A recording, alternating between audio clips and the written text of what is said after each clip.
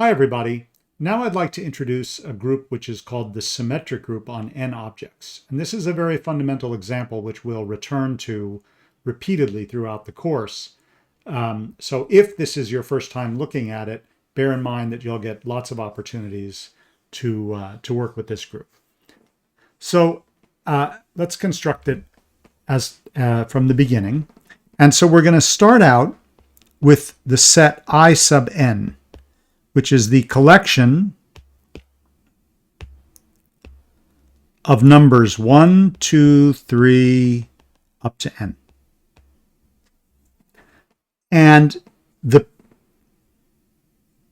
symmetric group Sn is defined to be the collection of functions from the set In to itself such that f is bijective. So this is a rather abstract definition. And I should say, this is the set. We're defining a group. So this is the set on which the group is based. And the operation is composition of functions.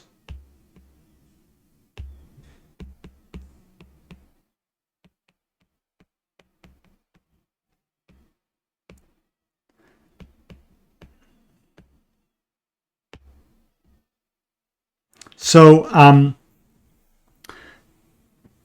let's just think about if we can make this a little bit more concrete. So for the sake of just an introduction, let's suppose that n is 5. So how do we describe a bijective map f from I5 to I5?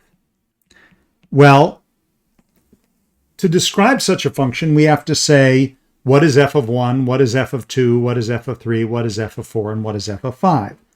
And we're going to do that as follows. We're going to make a little table where we have I in the first row and f of I in the second row. So I can be 1, 2, 3, 4, or 5. And f of I can then be any rearrangement of the numbers 1 through 5. But because the function is bijective, that means, first of all, that it's injective, so that there have to be different numbers in each column, because two elements I have to go to different values.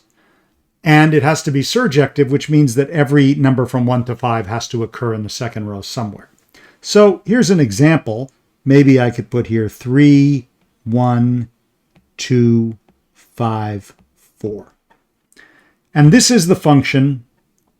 The way you read this is the function which tells you that f of 2 is 1, f of 3 is 2, f of 4 is 5, f of 1 is 3, and finally f of 5 is 4. And we can even simplify our lives a little bit better and not write the I and f of I, and we would write this as in the following way: 3, 1, 2, 5, 4.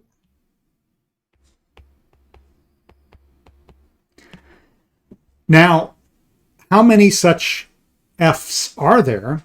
Well, to give a permutation of the numbers from 1 through 5, and that's what we have here. The second row is just a rearrangement of the first. We have 5 choices for where we send 1.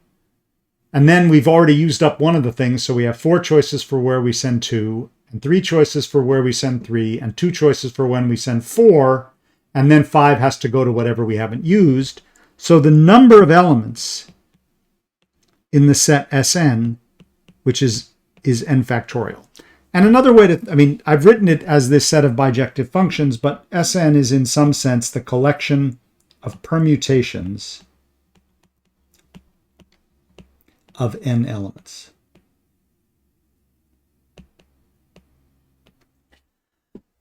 And multiplication is composition of functions. So let's just for an example, let's suppose that we have another permutation. Let's suppose g is 1 goes to 2, 2 goes to 1, 3 goes to 5, 4 goes to 3, and 5 goes to 4. So what would fg be? Well, this means f composed with g.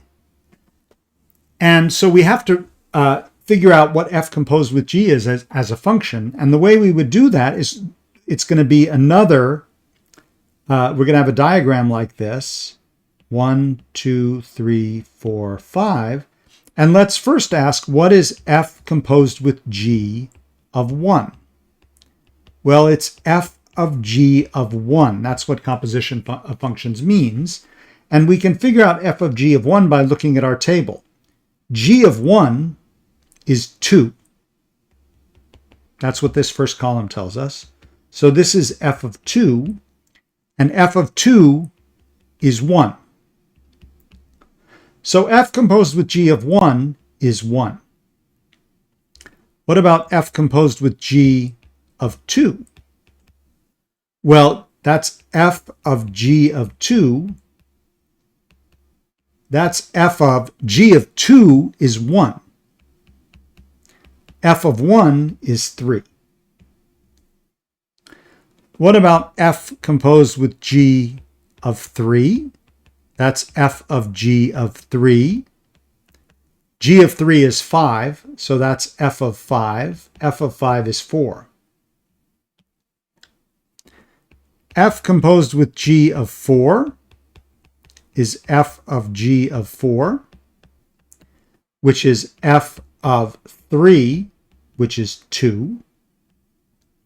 And finally, f composed with g of 5 is f of g of 5, which is f of 4, which is 5.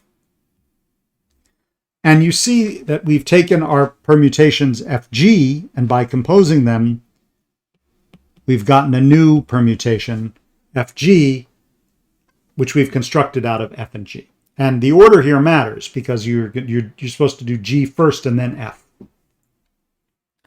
So now we have a set with a binary operation. And we can ask, is this set a group?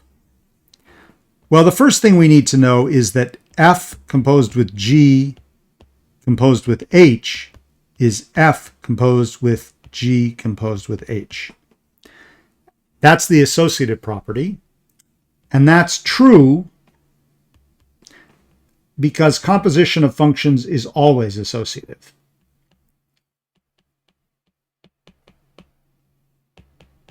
And we've actually seen that in a few cases up till now. The second thing we need is an identity element. And the identity element is the permutation which leaves everything alone.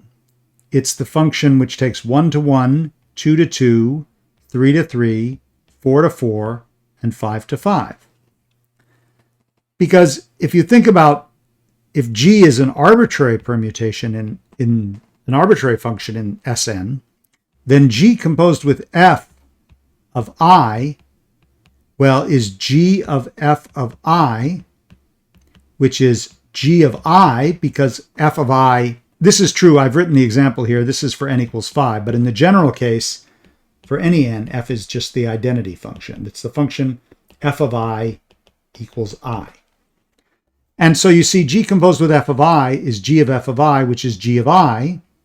So the function g composed with f gives exactly the same values as g for all I. And therefore, g composed with f equals g. And similarly, f composed with g of I is f of g of I.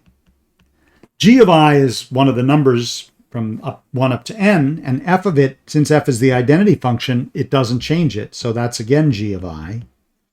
And that tells you that f composed with g is g.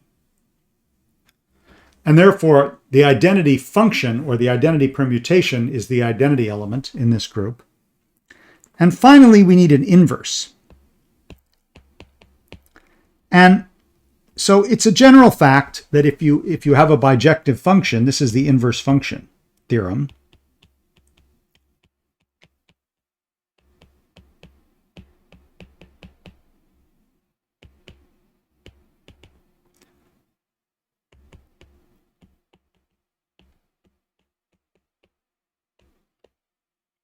And we proved this in an earlier course in 2710.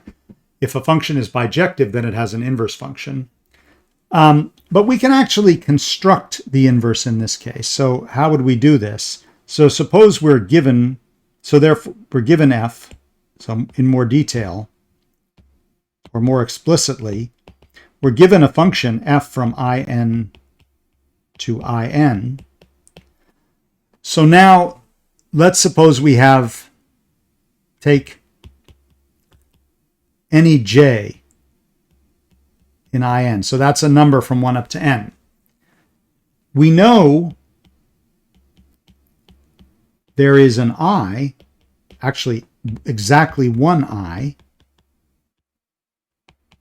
so that f of I equals j, then f inverse of j equals I. And that's how you construct the inverse function. So let's try to do this more concretely. So suppose I take the original f that I looked at up here.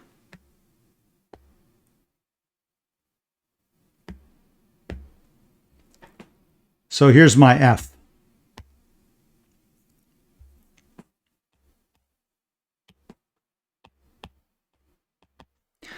So how do I compute f inverse?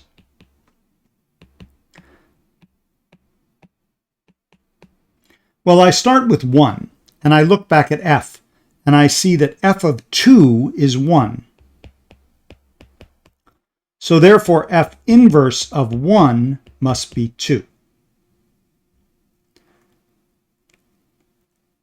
I look for 2 in the lower row, and I see that f of 3 is 2, so f inverse of 2 is 3. F of 1 is 3, so f inverse of 3 is 1. F of 5 is 4, so f inverse of 4 is 5. And f of 4 is 5, so f inverse of 5 is 4. And if you wanted to now check what is f composed with f inverse, and you use the composition, so for instance, f composed with f inverse of 1, f inverse of 1 is 2, so this is f of 2, but f of 2 is 1. F composed with f inverse of 2 is f of f inverse of 2. F inverse of 2 is 3, so that's f of 3, which is 2. And if you keep doing this, you'll see that f composed with f inverse of I is I, or I equals 1 up to 5.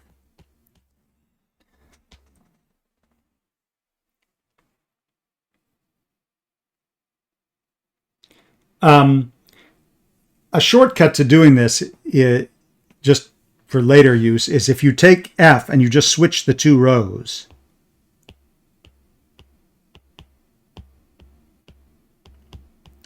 And then you rearrange the columns so that the top row is in order. So you take 1, 2, 2, 3, 3, 1, 4, 5, 5, 4. That's a quick way to work out the inverse. So what we conclude from this is that this collection of permutations is a group. It has n factorial elements. There's one for each n. There's S1, S2, S3, S4. And maybe just a small remark is that this is a non-abelian group. And to see that, except when n equals 2.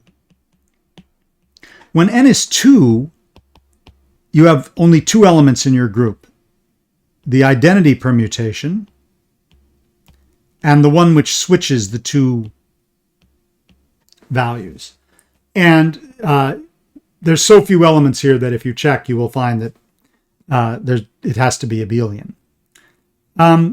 If you look at S3 or higher, then let's look at the following permutations. We're going to do 1, 2, 2, 1, 3, 3, 4, 4, all the way out to NN. Let's call that one A. And let's let B be 1, 1, 2, 3, 3, 2, 4, 4, out to NN.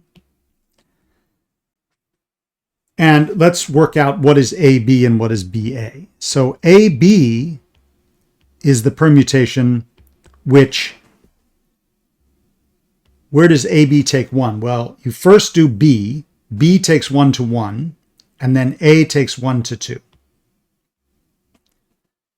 Let's do it now. B takes 2 to 3, and A leaves 3 alone. B takes 3 to 2, and A takes 2 to 1. And then B takes 4 to 4, and A leaves it alone, and so all the rest of them stay the same. But if we compute it in the other order, BA,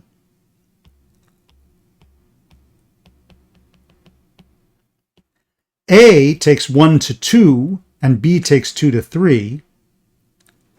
A takes 2 to 1, and B takes 1 to 1. A takes 3 to 3, and B takes 3 to 2. And then all the others stay where they are. So if you compare AB and BA, you see that these are not equal. The first one takes 1 to 2, 2 to 3, and 3 to 1. The other one takes 1 to 3, 2 to 1, and 3 to 2. So this is a non-abelian group with n factorial elements. And as I said, we'll get lots more chances to work with groups of permutations. But for now, just file this away or play around with it to get a feel for how it works.